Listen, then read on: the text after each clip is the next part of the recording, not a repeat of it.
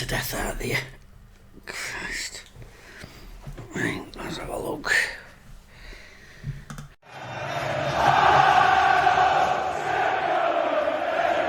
Bloody hell, that was a tough watch, weren't it? But then it was always going to be a tough watch because Wednesday's actually had an incredibly tough run of fixtures to start this season.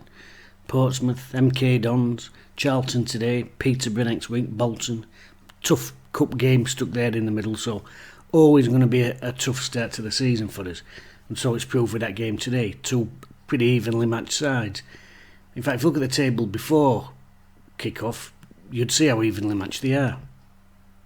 So as you can see there, before kick-off today, Peterborough, who we've got next, were top of the table. Bolton in there as well, and Charlton up there. They've had another good start. Very similar record to Wednesday. We've just scored the one more goal than them before today, and they conceded one less. So very similar record. Always going to be a very tough game for us. Wednesday's on form last season was excellent now, and you had to, tight as it was going to be, fancy Wednesday's chances with the quality of the squad that we are starting to assemble here today. The Wednesday side, not really too many surprises in there after the cup match. A lot of players restored back from the MK Dons match. We'll have a quick look at the lineup. Wednesday lined up with their expected 3-5-2. Back three, Hekwe, Hennigan and Palmer. No surprises there. Hunt and Johnson were restored into the wing-back positions. And in midfield, Volks, Bannon and Derbyshire, who played against MK Dons, were also restored. A little bit of a surprise there, I've got to say. I thought Byers might be involved, seeing as he was on bench against Sunderland. I thought he might be being safe for this one. Up front, Callum Patterson and Josh Windass. Now when the team was announced, I know one or two people were a little bit in shock. They were like, where's Dennis? Where's Dennis? I fucking blinded him week and then now he's dropped. But I don't think it's as simple as that, is it? You know, I wasn't expecting to see a Dennerin in the side today because he's been out for a long time injured, missed some at pre-season with it, he's been on the comeback trail, and he was absolutely magnificent on Wednesday.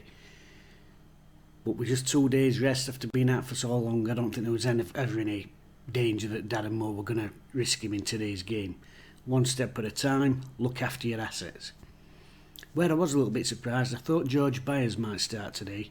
As you know, big fan of two-touch George. And with him being on the bench against Sunderland, I thought, obviously one eye on today and that he were probably going to get a start. But as it was, he was also on the bench again.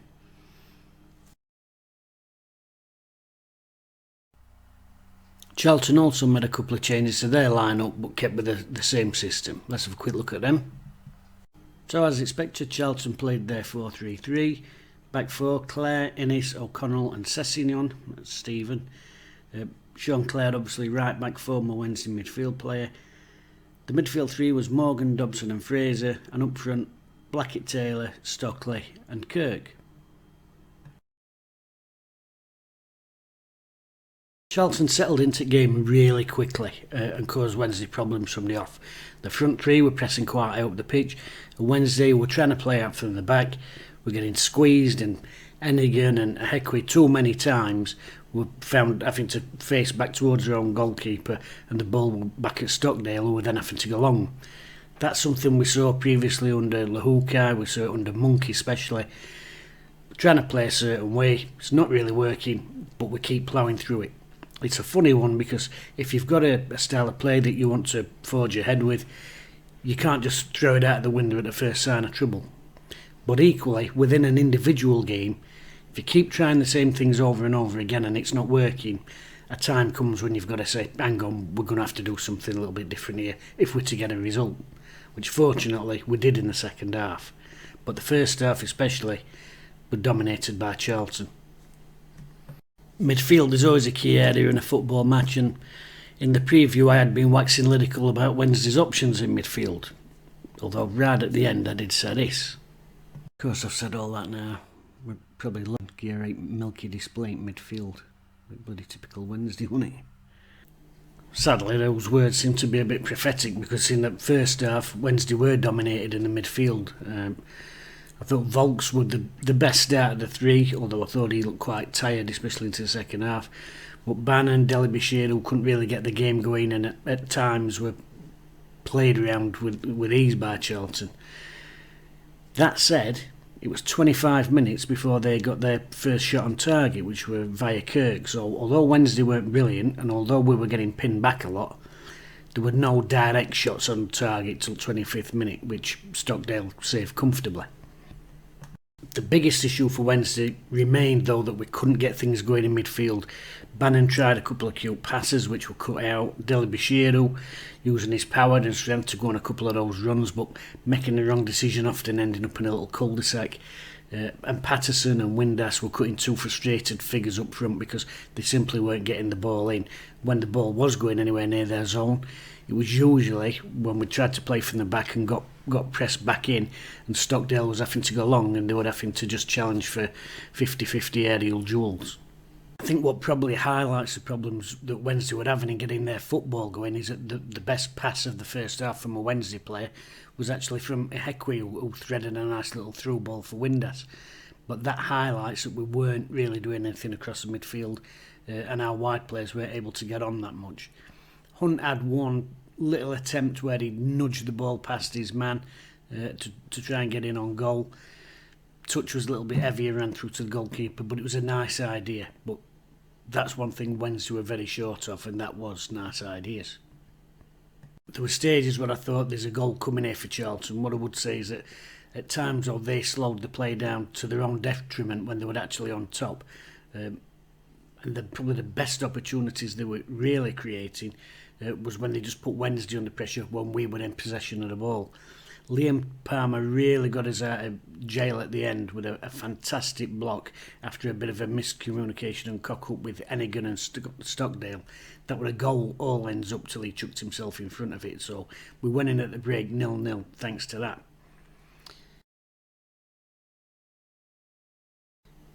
There was one good thing from the first half. I know. Nobody thinks they were out good in first half, but there was one good thing from first half. They put a lot of crosses into the box, and we've had some real issues, as we know, with the Portsmouth game, even in the MK game, with defending crosses into the box. Plenty went in and plenty were won. Ehekwe and Hennigan especially winning loads of headers and clearances. Hunt and Johnson were pinned back in there a lot of this half, but again, when deep crosses were going in, they were getting their head on things and they were volleying things away. It's only a small thing, but after Portsmouth, it was a real bonus for me. That is the one good thing I took out of that first half. Clutching at straws a little bit, but take what you can.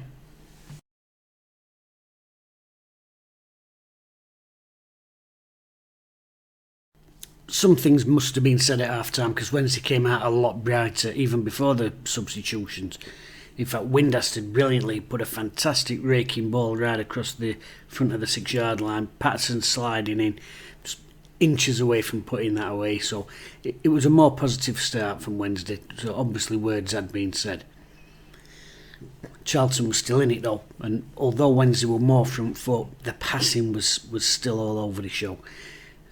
Like I said, I think first half probably the best user of the ball were probably Volks, but I thought he was tiring as the game went on. Can talk about systems and 3-5-2 and 4-4-2 and what have you, but if your passing's not it doesn't really matter what system you're playing. Today our passing just really wasn't good enough, and Darren Moore decided to do something about it. There's been a lot of talk this season already about the 5 substitutes rule. Now, personally, I don't like it. I don't like too much disruption to a game. I'm quite old school. I liked it when you had 2 subs. But one thing that's got to be said is the 5 subs rule should suit a team, a club like Wednesday, who have got strength in depth in certain areas of the pitch. And that proved to be the turning point today, that we were able to substitute our entire central midfield and bring on real quality. His use of the ball, and Atkinson, who was very good with it as well today, trying to probe and little passes around the corner. That was also improved by the fact we brought Gregory on, who was looking to hold the ball up. That's the one thing in the first half we didn't really have. The ball wasn't sticking up front. Not all the fault of Windass and Patterson, by the way, because if you want somebody to hold the ball up, you've actually got to get the ball to them, and that's something we weren't doing in the first half. So second half, we've got midfielders who are actually using the ball better, getting better service into the front players, And then we've got a forward on there who's got that intelligence to come and hold and link the play. Couple more changes. Reece James come on at left-sided centre-half and Liam Palmer went out to right-sided wing-back. Liam Palmer's had a fantastic game today. The goal-saving block in the first half especially. Won headers, used the ball well, and again that versatility. Left centre-half, I thought he was one of the picks of the players today. And then at right wing-back, I thought he was getting on as well and really pushing and linking the play up there, up that right-hand side in the second half. So he's had a great game. I do like the look of James. I like the look of him against Sunderland. And he played today a little ball, drilled pass with the outside of the boot where it just flipped up and he spanked it into Windas's feet 20 yards. Travelled about that high off at floor up way in. Fantastic pass. And I'm looking forward to seeing a lot more of him. I think he's a footballer. The final change, Bannon came off. It weren't Baz's day today. He did improve when Byers came on and sat behind him and was getting that passing going, and it gave him that little bit more freedom. But everybody can have an off day, you know. We're talking about human beings. Everybody has an off day. I thought Baz had an off day today, and they managed to switch things around. What it did do when it was changed around is it dropped Windass a little bit deep, and it gave him that freedom to roam. In fact, 30 seconds after the switch, he puts the ball in for the goal. He's drifted out wide, one touch, fantastic cross. What I love most about it is, and it's something I talked about in nearly every bloody single video I did last season, is when people cross the ball, you see it especially with kids, they try and cross and hit the man. Hit the space and let the man attack the space, and that's exactly what he does. He put it in, curled it round, and he puts it in front of Atkinson, who's ghosted in there, and it's an absolute bullet header. I love headed goals anyway, but that was a fantastic one. Right into the space. Fantastic. But it comes from Windass being afforded that freedom to, you just go and drift off and go and find the ball. Get in pockets of space where you can hurt him, and that's what he did. It wasn't just the goal either. One of the things in the first half is we weren't getting the ball to the strikers. We weren't high up the pitch. Our defenders spent a lot of time in the first half, maybe 5-10 yards outside our 18-yard line. The second half today, Wednesday, were much higher up the park. There's always a danger you can get caught out from behind. But what Windass did when he was dropping in these areas is he's facing forward and he's not afraid to get the ball and make a driving run, which pushes the opposition back and allows Wednesday to bring their back line up with him. So it had several effects dropping him into that deeper role in that number 10, and I thought he looked really good for it. I do like the look of Atkinson. When we signed him, I did a little video, which I'm going to keep plugging until you've watched it. It's up here. When I said that I didn't think Darren Moore were going to play him in that defensive midfield position that he played for Bristol. I had it in my mind all along, because he's got that long range of passing, he's got that decent long shot, and that extra bit of physicality and height, that he might try and convert him to more of an attacking midfield play. And I'm still convinced that's what he's going to do. Today, for me, only really proved that that's probably going to be the case. I like he's neat and tidy.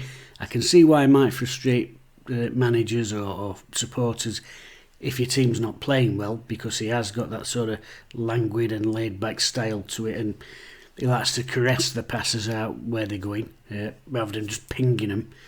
So I can see if things aren't going well, he's a player that will probably come under the spotlight a little bit. But when things are going well, when you're on the front foot, and like I said, with him playing 10-15 yards higher up the pitch, I think he's going to be a real threat and a useful player for us this season. I thought the balance with him and Byers worked really well, especially that last 10 minutes with Windass floating about in front of him. And it just shows, like I said in the preview video, the depth of quality that we've now got in midfield. We nearly double it, the lead actually, towards the end. Windass again, because he's enjoying this freedom and we're pushing on a bit more, puts a fantastic ball in, and Sol does really well. He makes his run, then he slows his run just right, gets onto it, and their defender, to be fair, makes a very good block, stops making it 2-0. And again, he made another run. He was felled by Clare, he was dragged back, and then he managed to get on again before Clare actually won it was an excellent tackle in box, because if he got that wrong it would have been a penalty. But just little flashes from Sol that I think, yeah, there's still something in there that we can use. It's frustrating for him, I expect, because he's never really had that run in the side. Last season he was brought on left wing, right wing, up front. And of course he had a bit of a stinker away at Doncaster. It wasn't the only one, by the way. There were about 8 stinkers at Doncaster last season. It was a really poor game. And the subs changed that game like they changed this game today. So I think he probably suffered from that. And the fact that Berahino came in and scored, and Patterson changed that game as well, because Kamberi had also had a bit of a stinker. But I do think he offers something, and he does have a little knack of popping up in the box in the right places. So I think he'll have a part to play this season. Now, one of the big criticisms of this system, this 3-5-2, is that when it's not going well, it can end up as a 5-3-2. I don't think that's been particularly Wednesday's problem. I think our problem has been that it is a 3-5-2, and a lot of times we've just been exposed with a big ball over the top of our wing-backs, as happened in the playoff semi-final last year. It happened twice against Portsmouth. A big ball in behind, and they can be completely taken out of the game. Making it into a 5 at the back, I've actually got no problem with that at all, and we did that in the second half of this game, especially probably in the last 10 minutes. We weren't afraid to say, right, we've got a lead now. We will string across the back and have 3 in front of that, sort of protecting it. And when you've got players like Windass, who when you do win the ball can drive up the pitch again, it just gives a completely different dynamic to it. So whilst a lot of people don't like it, 5 at back, today it did its job. And like I said, we've had a particularly hard set of fixtures to start the season. We've done really well. We've got 2 wins and a draw now, and another clean sheet. That's 2 clean sheets on the spin, which is vital. And when you look how we defended with the headers in that first game, it's obviously something they've looked at, they've tried to improve on, and I can see that steady improvement. And if sometimes that means we have to play 5 at the back and just stop the opposition getting in behind us, so be it. If we've got pace to hit them on the break, even better.